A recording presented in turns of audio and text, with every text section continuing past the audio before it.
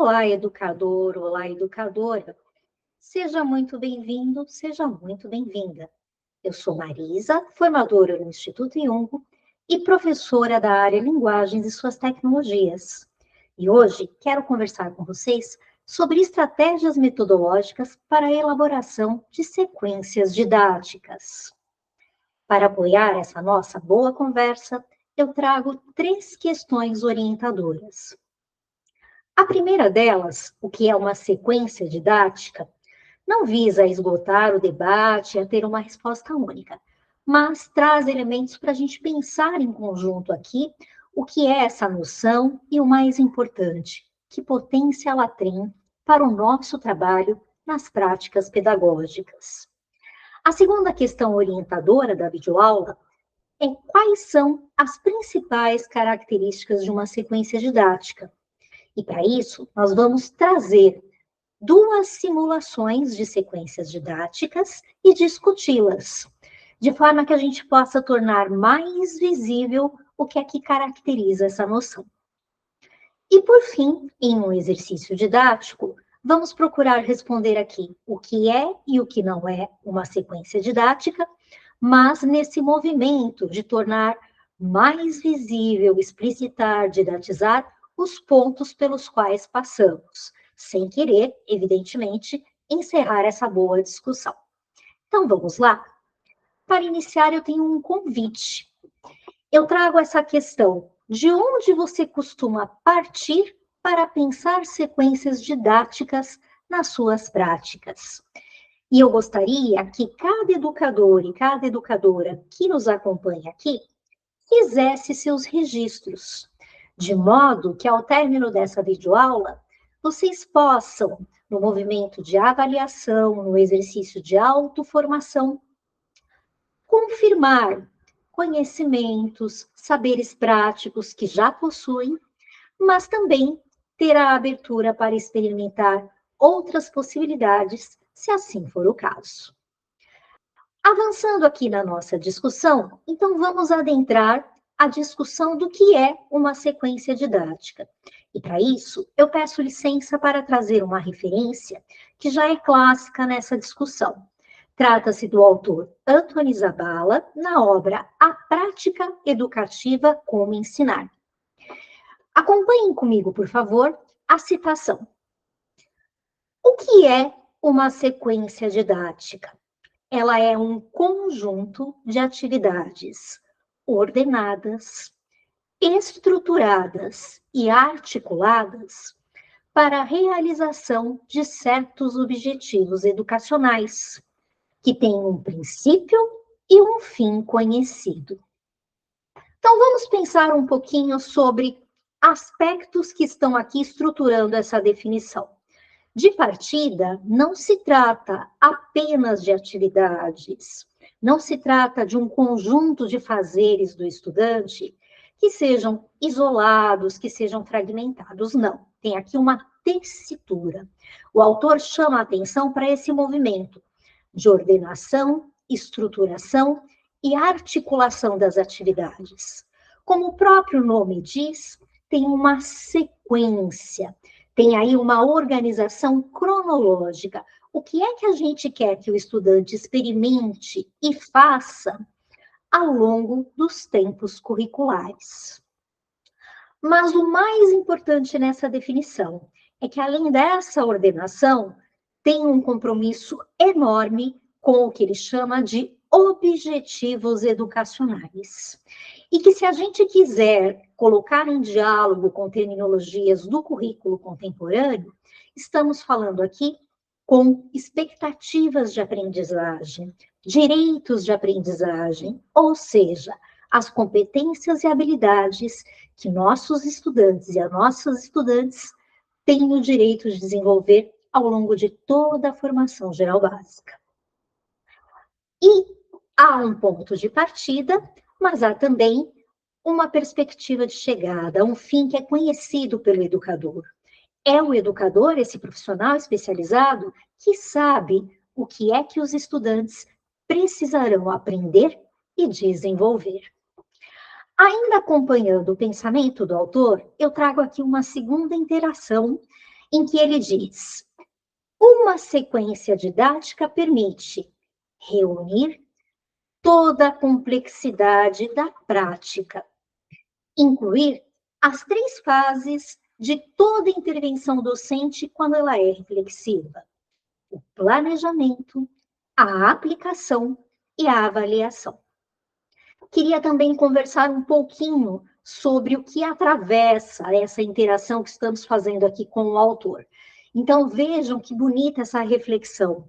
Em uma sequência didática, como se estivéssemos olhando a ponta de um iceberg, a gente tem toda a complexidade do nosso trabalho, do fazer educativo. Então, naquela mera ordenação que alguém vê e pode até achar que tem só um exercício de comunicar, de registrar o que faremos, tem todo um pensamento complexo. Nós sabemos que precisamos avaliar quem são os jovens e as jovens que estão aí conosco nessa jornada e que são os sujeitos dos direitos de aprendizagem. Nós fazemos uma leitura do que é que eles já trazem de saberes, do que é que eles já trazem de repertório, e olhando para o nosso compromisso com o currículo, nós sabemos a que ponto gostaríamos que eles chegassem, ou seja, que outros conhecimentos gostaríamos que eles construíssem, que habilidades e competências gostaríamos que eles desenvolvessem. Então, a gente articula uma leitura da nossa moçada, do pertencimento que essa moçada tem ao território. Nós temos uma leitura do momento histórico que eles estão vivenciando, nós temos uma leitura do currículo e do nosso compromisso com esse currículo para esses jovens bem situados territorialmente falando. Então, toda essa complexidade opera nas nossas escolhas. Que desafios vamos propor? Que produções? Que questões? O que queremos que eles experienciem ao longo dessa proposta? De onde partiremos? O que é que eles vivenciarão para desenvolver e avançar, progredir nas aprendizagens? O que esperamos como culminância? Que oportunidades daremos para que eles o tempo todo comuniquem aí seus processos e a gente possa exercitar uma avaliação que é formativa. Não aquela avaliação de culminância que apenas mede o que o estudante aprendeu e a estudante ao término da jornada, mas aquela avaliação que observa, que faz intervenções, que dá feedbacks, que vai fazendo ajustes no planejamento para que o estudante aprenda. A avaliação que está a serviço das aprendizagens e não quer apenas medi-las e classificá-las. Pois bem, então, trazendo aqui esse repertório de Zabala, eu gostaria de avançar um pouquinho mais para a gente pensar agora a nossa segunda questão orientadora. Quais são as características de uma sequência didática? Como eu anunciei, nós vamos partir da leitura de 2 simulações. O que é que são essas simulações? São registros ficcionais, mas que espelham bastante o movimento de práticas docentes reais. Então, é uma estratégia formativa que nós estamos trazendo aqui. Eu vou pedir que vocês acompanhem a narrativa dessas sequências didáticas, de onde é que o educador pretende partir, o que ele pretende promover como desenvolvimento, o que ele espera como culminância. E na medida em que eu for narrando essas 2 sequências didáticas, aqui está em tela e aqui virá a seguir, por favor, reflitam aí. O que a gente consegue perceber de premissas? Então, para além da ponta do iceberg, que complexidade da prática a gente percebe?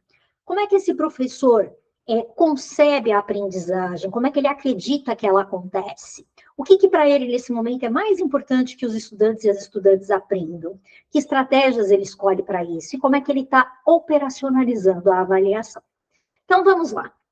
Então, nessa primeira simulação, o professor comunica o conteúdo que será estudado e indica páginas de um livro que a turma deverá ler. A turma realiza as atividades didáticas que são propostas nesse livro e encaminha, entrega para o educador. O professor devolve corrigido. A turma realiza, então, uma prova. Vamos à segunda simulação. Nesse segundo exercício, o professor apresenta uma situação problemática em relação a um tema contemporâneo. E aqui eu vou abrir um parênteses para lembrar que nas orientações curriculares brasileiras, nós temos um documento sobre os temas contemporâneos transversais, né? Então, estamos falando aí de meio ambiente, economia, saúde, aspectos da cidadania e do civismo, multiculturalismo, ciência e tecnologia. Claro que são temas amplos, são macrotemáticas que vão recebendo recortes, mas são temas que têm muito que ver com os principais debates da agenda contemporânea, com os objetivos do desenvolvimento sustentável, com uma pauta aí voltada para direitos, deveres, para o exercício da democracia e em um valor aí de sustentabilidade. Então, pois bem, voltando aqui ao exercício, ele apresenta uma situação problemática em relação a um tema contemporâneo. Os estudantes são mobilizados a pensar em problemas ou questões diante dessa problematização maior. E, para isso, consideram os seus contextos e as suas realidades. Os estudantes trocam respostas intuitivas ou suposições. Então, vejam que nesse passo 3, o professor tem aí a oportunidade de diagnosticar, porque os estudantes vão se colocar em relação a essa questão que definiram a partir do que já trazem de conhecimento prévio, né? Vão formular hipóteses a partir de seus repertórios.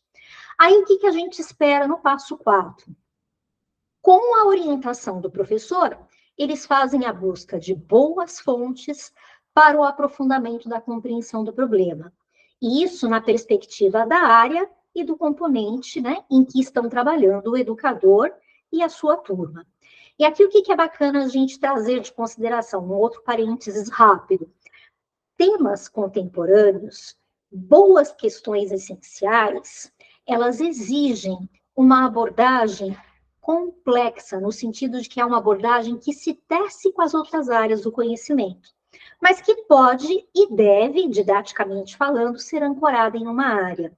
Então, eu posso pensar um aspecto da saúde fazendo toda uma discussão ancorada nas ciências da natureza, mas que vai convocar saberes das ciências humanas e sociais aplicadas, saberes de linguagem e suas tecnologias, saberes da matemática e saberes do projeto de vida. E esse movimento pode acontecer em todas as áreas, porque essas temáticas são transversais, não são específicas de uma área só. Então, é claro que a área que vai ancorar vai trazer as suas categorias, ou seja, os seus objetos de conhecimento, sejam eles conceituais, sejam eles processuais, procedimentais, categorias de análise, vai trazer as suas habilidades e vai trazer as suas competências. Então, a área aproveita para fazer a sua entrega, os direitos de aprendizagem que são de sua responsabilidade, mas vai também convocando aí a integração com as outras áreas e com projetos de vida. Parênteses fechado, passo 5, a moçada elabora conclusões, generaliza essas conclusões e comunica. E aqui tem a observação de que a avaliação vai perpassando todo esse processo.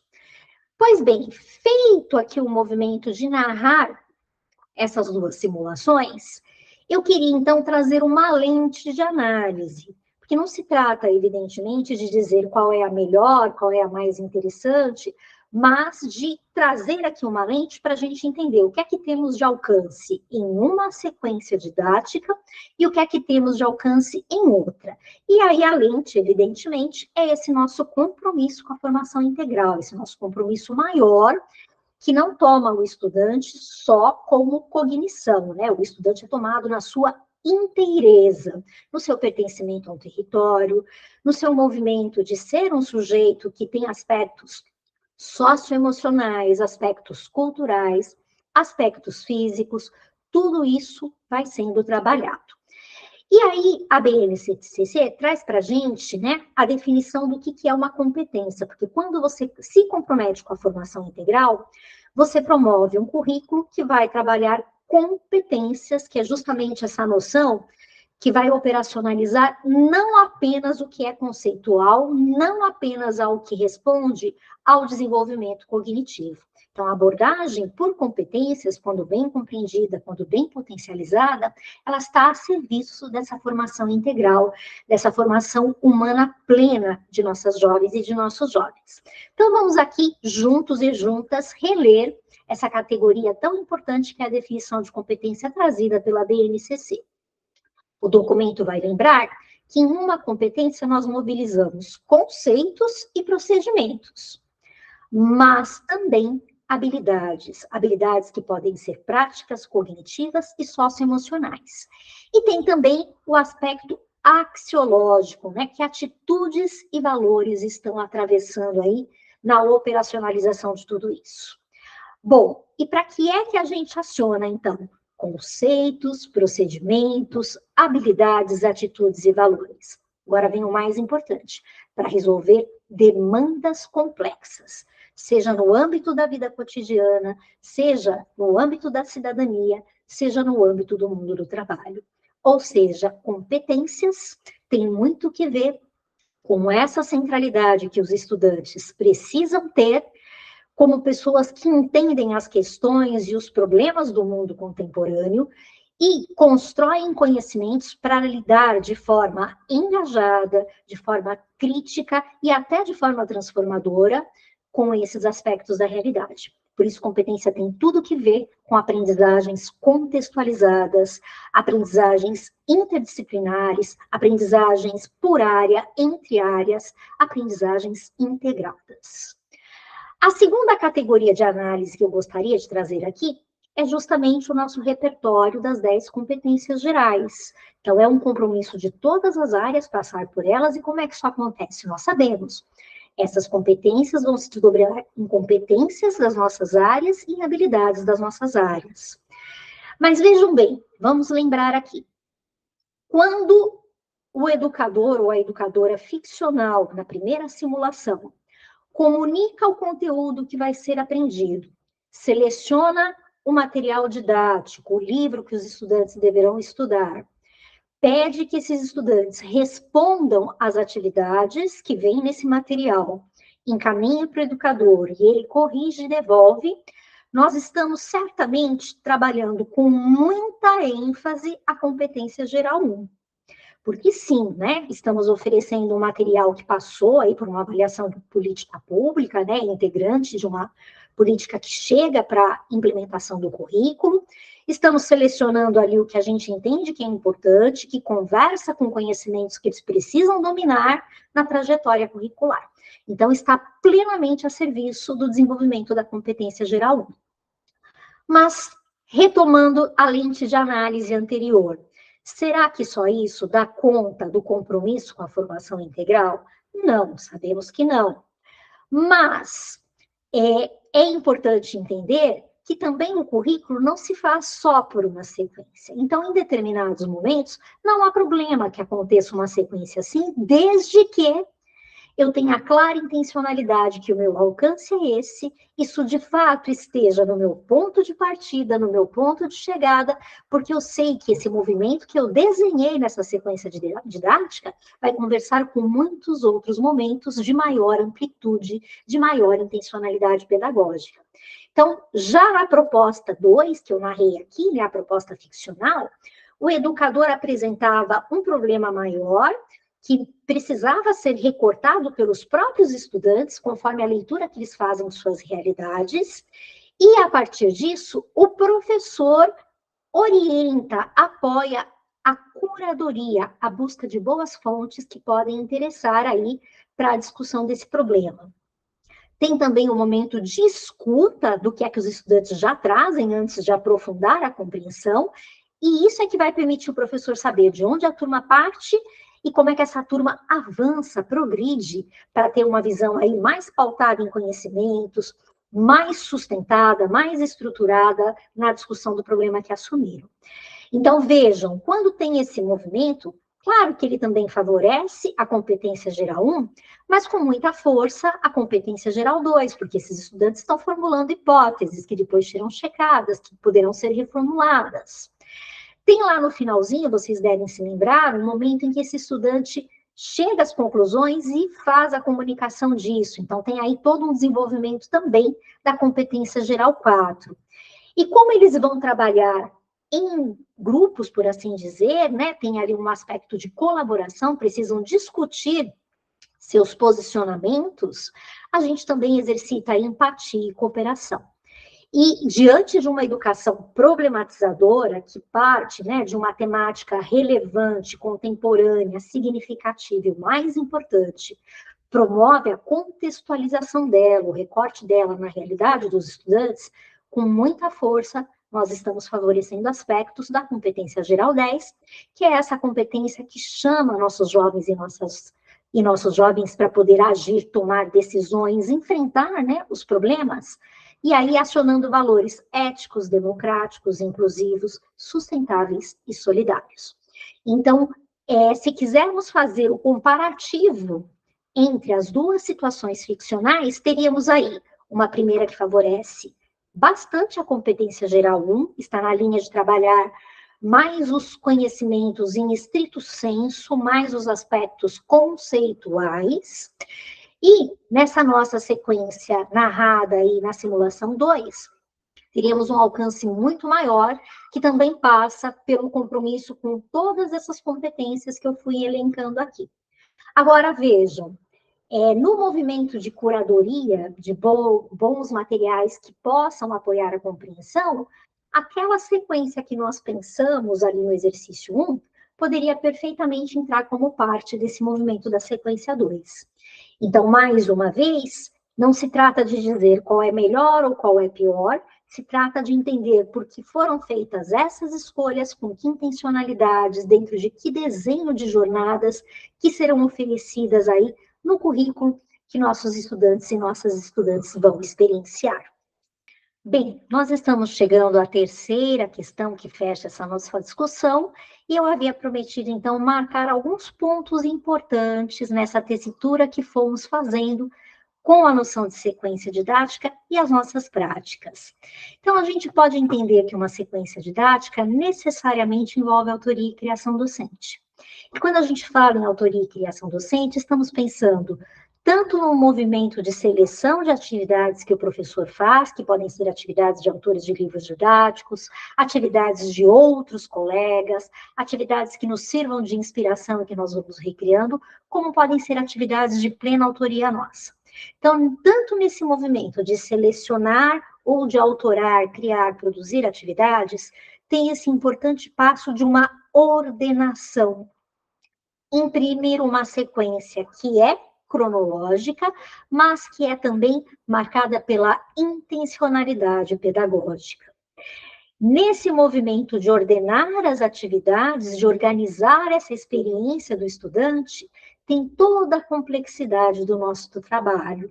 E nessa complexidade, a gente traz com muita força esse movimento de enraizamento no território, porque passamos por esse diálogo com as nossas estudantes, os nossos estudantes e os seus contextos, sem o que uma sequência didática é letra morta, né? Não vai ganhar vida e não vai render aprendizagem significativa. E aí, na mesma linha, né, de marcar aí a didatização da discussão, a gente sabe que não podemos chamar de sequência didática atividades soltas, isoladas, fragmentadas, atividades que não falam de nós e menos ainda de nossas e nossos estudantes. Atividades que não promovem progressão das aprendizagens. Não partimos de um início e não temos a clareza do que é que queremos alcançar, né, o ponto de chegada com a nossa moçada. E aí fica aqui um convite. Vamos aprofundar um pouquinho mais a discussão de sequência didática, mas agora na perspectiva de nossas áreas de conhecimento? Então, fiquem com o bloco 2, boas aprendizagens, e logo, logo nós voltamos para fazer o fechamento da nossa videoaula. Boas aprendizagens! Olá, professor, professora, seja bem-vindo, bem-vinda. Sou Jefferson Menezes, professor de Ciências da Natureza e formador do Instituto Iungo, parceiro do Amazonas desde 2021, na formação continuada de professores, gestores e formadores da rede nos programas Nosso Ensino Médio e Itinerários Amazônicos. Na videoaula de hoje, vamos discutir sobre estratégias metodológicas para a elaboração de sequências didáticas na área de ciências da natureza. Vamos lá? No primeiro vídeo, discutimos que as sequências didáticas são atividades ordenadas e articuladas com objetivos educacionais definidos, para resolver demandas complexas e também desenvolver competências. Nesse sentido, as questões essenciais, elas podem apoiar nosso trabalho com sequências didáticas a partir da problematização da realidade. Mas, afinal, o que são as questões essenciais e como elas podem apoiar o trabalho com sequências didáticas? A princípio, é importante destacar que essas questões essenciais, elas não comportam respostas lineares e definitivas, ou seja, são perguntas que não são simplesmente solucionadas com 5 minutos de um trabalho de pesquisa ou de Google.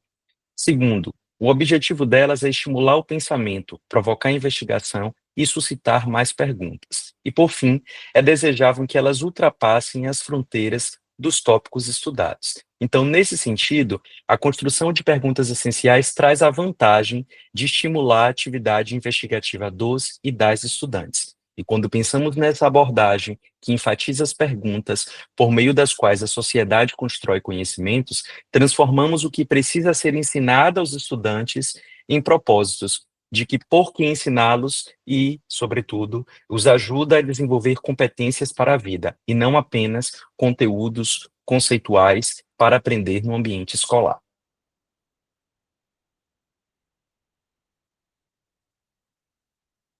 Para levarmos em conta a construção de questões essenciais na construção de sequências didáticas, é importante problematizar quais pontos devemos levar em conta para construir perguntas essenciais. Problematizar envolve de que Amazônia estamos falando, né? Provocar o que conhecemos sobre as Amazônias, que Amazônia queremos construir, compreender o como trabalhar em profundidade essa multiplicidade de Amazônias e conectar a compreensão individual de cada estudante à construção social e profissional dos coletivos que estão imersos. Nesse sentido, há, nas perguntas que estão postas aqui, a preocupação em enraizar a construção de boas perguntas com a realidade e o contexto dos territórios, dialogando com os estudantes e as estudantes em seus respectivos contextos. Então, a partir da construção de boas perguntas, entendemos que é possível construir conhecimento relevante e, mais uma vez, transformar o conteúdo de ensino em investigação. No âmbito das ciências da natureza, a construção de sequências didáticas, elas podem se amparar em três objetivos ou em três etapas estritamente articuladas. Primeiro, a partir de um exercício de problematização, que questionamentos desejo responder? Isso envolve começar a estabelecer o objetivo da aula, o objetivo do encontro, né? O que os estudantes precisam compreender ou fazer. Também é crucial saber justificar por que esses conhecimentos eles são importantes para o desenvolvimento dos estudantes, para o desenvolvimento de competências. E, por fim, é a partir desse exercício de problematização que podemos pensar boas perguntas que vão instigar a curiosidade dos estudantes, transformar o conteúdo a ser compreendido e desencadear o processo de investigação. Em seguida, o que os jovens precisam saber e aprender a fazer? Onde desejo que os jovens cheguem com esses estudos? Qual objeto de conhecimento ou, em diálogo com o documento de repriorização curricular, quais unidades temáticas ou eixos de aprendizagem podem ser usados como estruturador dessas discussões? A partir disso, é possível definir como essas aprendizagens elas se tornarão visíveis, é possível evidenciar as aprendizagens desejadas. Isso envolve que, na condição de professor, e mais precisamente na construção de sequências didáticas, nas quais o professor ele se comporta como um curador, é importante definir por meio de quais ações e quais registros os estudantes demonstrarão o quanto sabiam antes da aula ou antes da atividade, o quanto aprenderam. Então, aqui é o momento de explorar quais oportunidades os estudantes terão para repensar, revisar o conhecimento que estão construindo, e aqui vale levar em conta as diferentes necessidades e linguagens de cada um dos e dessas jovens que estão nas salas. Então, durante essa etapa,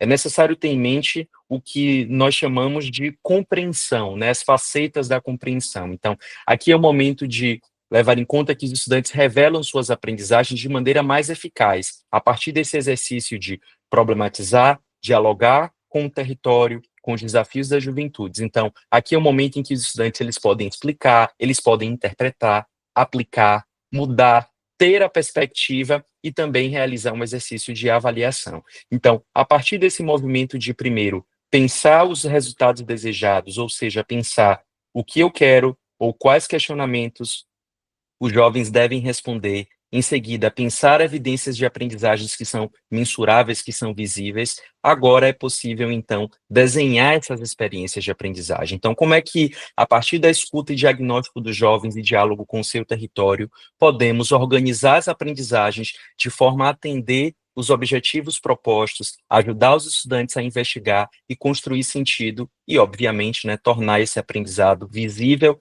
e levá-lo para a prática na atuação da vida cotidiana dos nossos jovens. Então, para que possamos pensar de forma concreta esse exercício de construção de sequências didáticas a partir de, primeiro, da construção de resultados, de expectativas de aprendizagem, de pensar como essas evidências de aprendizagem elas se tornam visíveis ao longo do processo e, por fim, do desenho de experiência de aprendizagem, faremos um exercício, né, para pensar como podemos responder uma pergunta atrelada à construção de sequências didáticas à luz das ciências da natureza. Então, esse exercício é um exercício coletivo, que pode ser feito dentro da área da ciência da natureza, mas que, obviamente, pensando em práticas pedagógicas que promovem a educação integral e tem como foco o desenvolvimento integral dos estudantes, é um exercício compartilhado entre todas as áreas do conhecimento. Então, partindo do questionamento, como as juventudes, o território e os saberes amazônicos podem nos ajudar a compreender o atual contexto climático?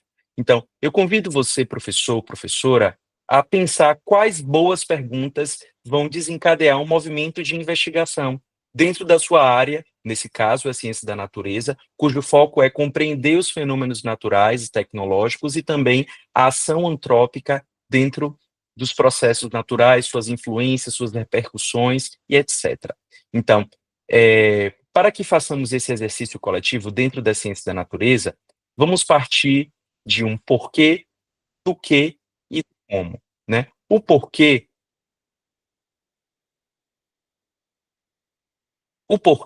envolve o exercício de pensar na construção das práticas, todos esses elementos constitutivos, né? O porquê são, a partir do exercício de problematização da realidade, quais são as aprendizagens pretendidas no contexto dos currículos modernos na vida contemporânea, isso envolve desenvolver competências. Quais são os mecanismos necessários para garantir essas aprendizagens? Isto é, quais são os temas, conceitos, procedimentos, atitudes e tudo mais que pode contribuir nesse sentido. E o como são as abordagens que vão favorecer a conquista das aprendizagens pretendidas do ponto de vista do modelo curricular, da organização, nesse caso, né, pensando no documento e no diálogo com a repriorização curricular, nas unidades temáticas, as quais se desdobram nos seus componentes e nos seus objetos de conhecimento.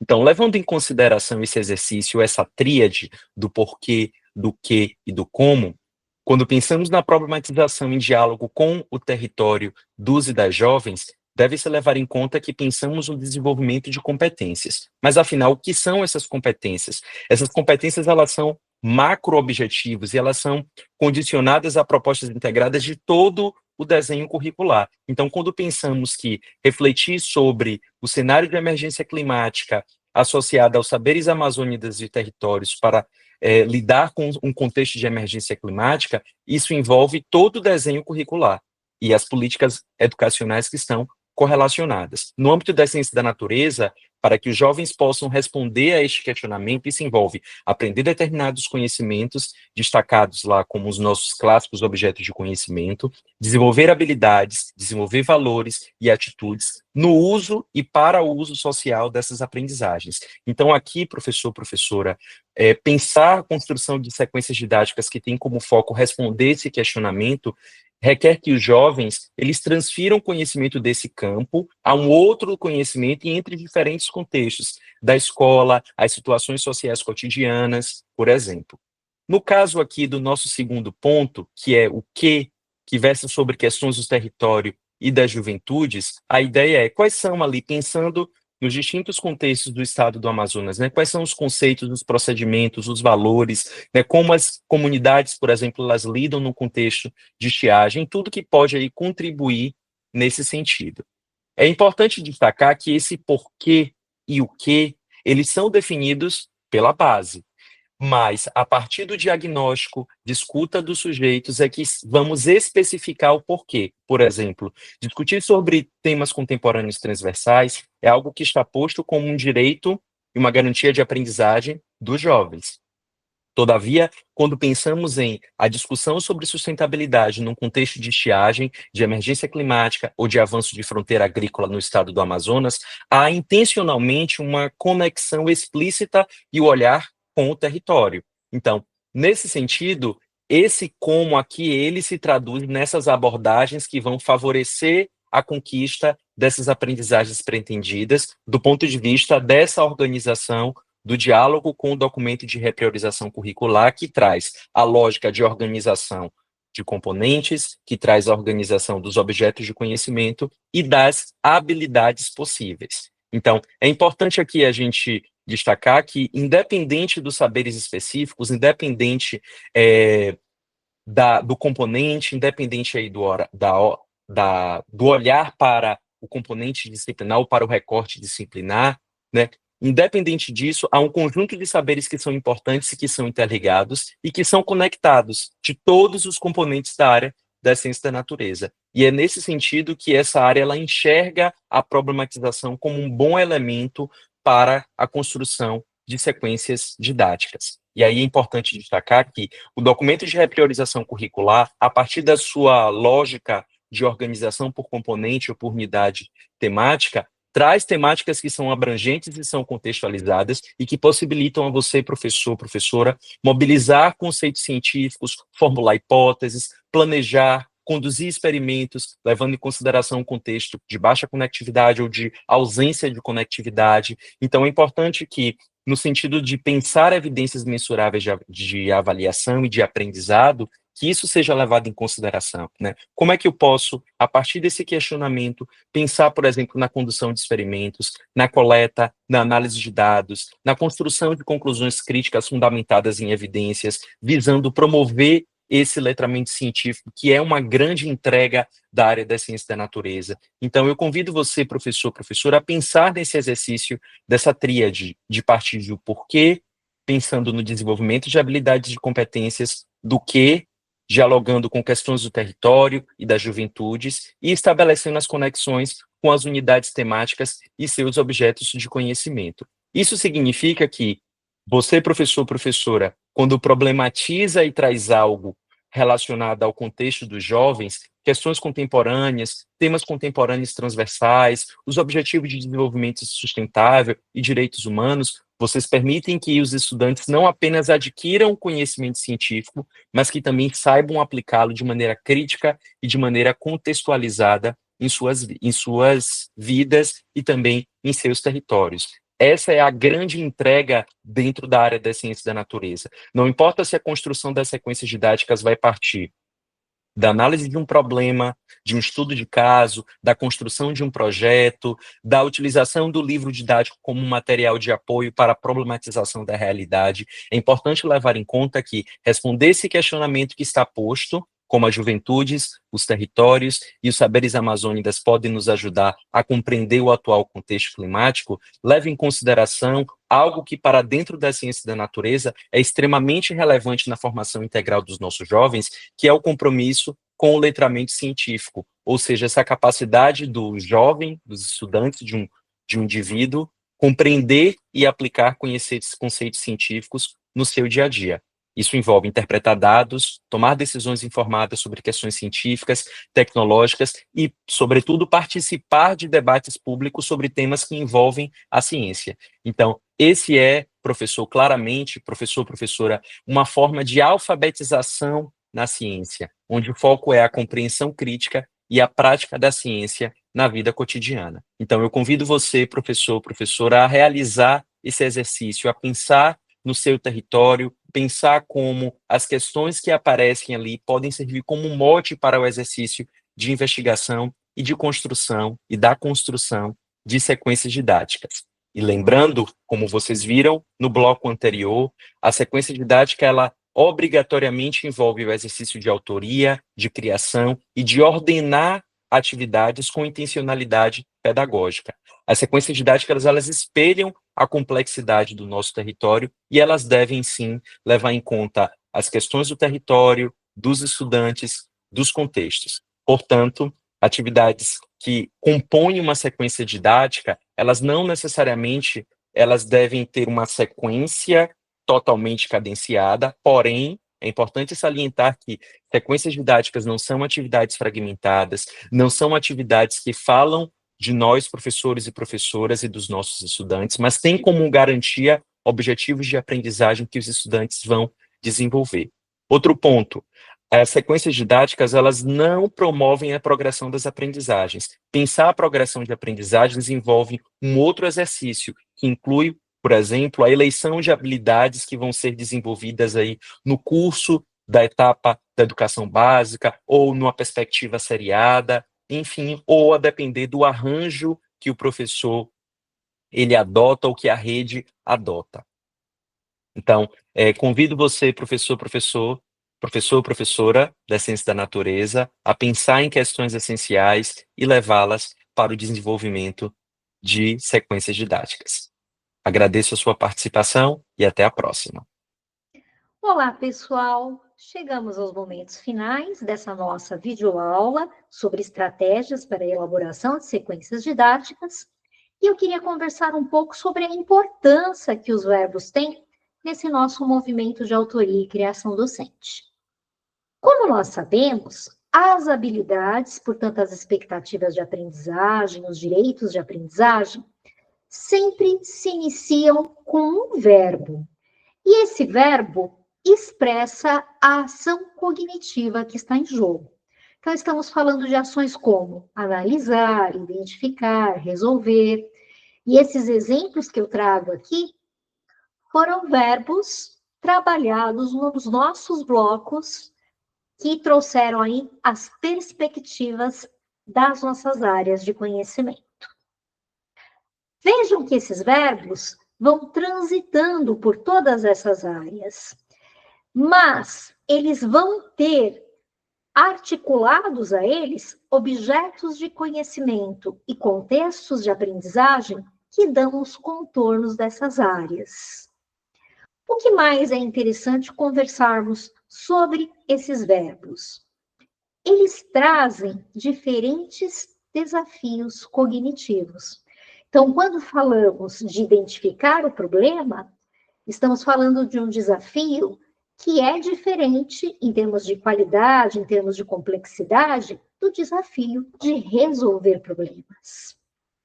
E com isso eu também quero chamar a atenção para o fato de que esses verbos mais potentes, que estão mais na ponta da taxonomia de Bloom, então verbos como resolver, produzir, analisar, são verbos que trazem implícitos outros, que evocam outras ações cognitivas e, portanto, outras habilidades.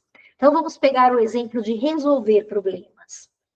Para que o estudante possa fazer isso, ele precisa exercitar habilidades de identificar, delimitar esse problema. Ele precisa formular hipóteses, organizando os conhecimentos prévios que ele tem em relação a esse problema. Mas ele também precisa avançar, né? Ele precisa compreender as variantes, as perspectivas que estão em jogo para que ele possa aí sim encaminhar para uma proposta de resolução.